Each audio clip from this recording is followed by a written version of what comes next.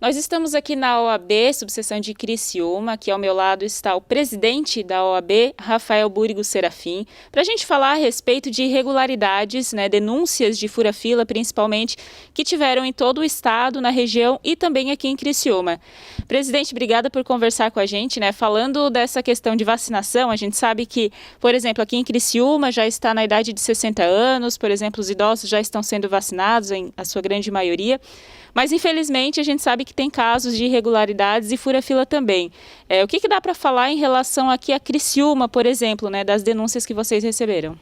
Tudo bem, Manuela, tudo bem, amigos da RTV.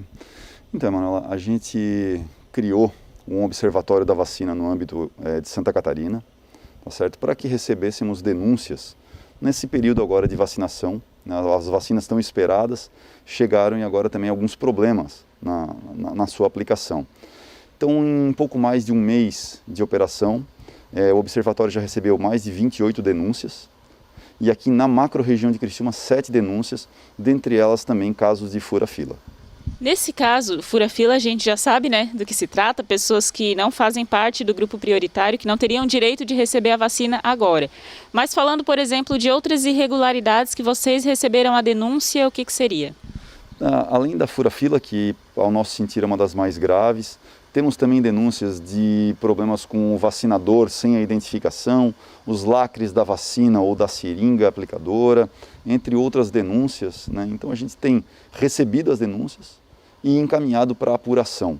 A gente defende sempre o devido processo legal, o contraditório, a ampla defesa e a presunção de inocência. Então a cada denúncia que chega até a instituição, nós encaminhamos para um relator, para uma colega advogada, um colega advogado para relatar, para avaliar essa denúncia e aí, se comprovada a alegação, encaminhar para o órgão competente para que seja aplicada a orientação ou eventualmente a punição pelo caso. Isso que você falou é muito importante porque existe a denúncia, só que, claro, teria que ter a prova nesse caso também em relação à fura-fila. Por exemplo, pegando o foco que a gente está falando aqui, em casos de fura-fila, qual é a pena para uma pessoa que toma uma dose da vacina e ela não teria direito à vacinação naquele momento? Olha, a pena ela vai ser aplicada depois pelo órgão competente, vai ser encaminhada ou para o Ministério Público ou para a Secretaria de Saúde, vai depender da avaliação daquilo que está sendo feito ou não. São inúmeras irregularidades, é uma gama muito grande de possibilidades de burla ao sistema ou de algum problema que possa acontecer. Então a dosimetria da pena, depois a aplicação da pena, ela não compete mais à instituição. A gente encaminha o fato com as provas que a instituição conseguir amealhar e aí qual é o enquadramento que vai ser dado e a pena que será aplicada, aí já não compete mais à instituição. Porque, por exemplo, aqui em Criciúma já está valendo a partir do dia 22 de abril, a questão da lei da transparência das vacinas. E outras cidades aqui da região sul também, leis similares foram aprovadas. Nesse caso vai ajudar bastante, a questão de evitar esse tipo de irregularidades também. Sem dúvida alguma, a partir do momento que houver a transparência, a pessoa que queira burlar a regra passa a ter um entrave maior, que é a exposição que possa ocorrer em razão dessa burla, desse furar a fila. Então, os portais da transparência vêm sem dúvida alguma para auxiliar, mas a OAB vai manter sem dúvida alguma o seu observatório no estado de Santa Catarina. Nós já levamos para o Conselho Federal da OAB, então vai se criar, já está aprovada a criação de um Observatório Nacional de Vacinas pela OAB, então tentando sempre colaborar com os órgãos públicos, especialmente nesse momento bastante difícil, que nós temos uma legião, uma população inteira a ser vacinada e vacinas que não alcançam nesse primeiro momento a todo mundo. Então esse trabalho que a OAB vem fazendo de auxílio à sociedade e aos órgãos públicos.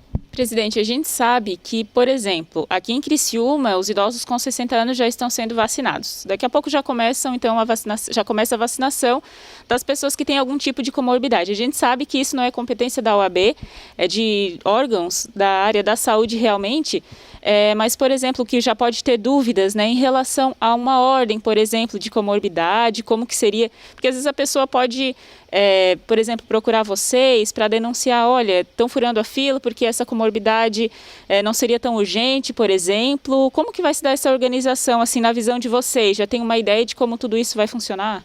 Essa é uma decisão que compete aos gestores públicos, estabelecer quais as comorbidades que entrarão, por assim dizer, na preferência para receber a vacina.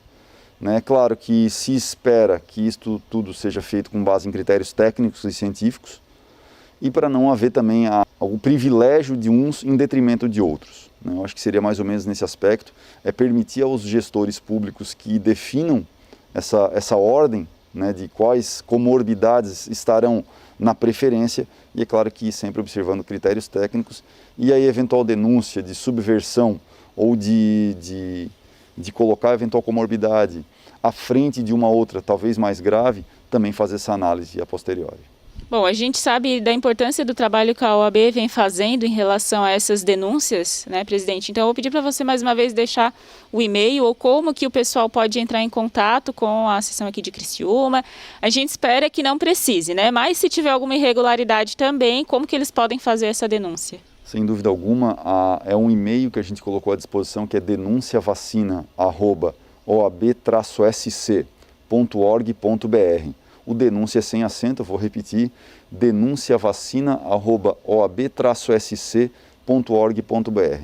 E é claro que se o nosso telespectador eventualmente esquecer e não conseguiu anotar, qualquer subseção da OAB do Estado terá condições de orientar, ligar, entrar em contato pelos meios de comunicação, que a gente vai informar depois as pessoas de como proceder esse encaminhamento dessa denúncia.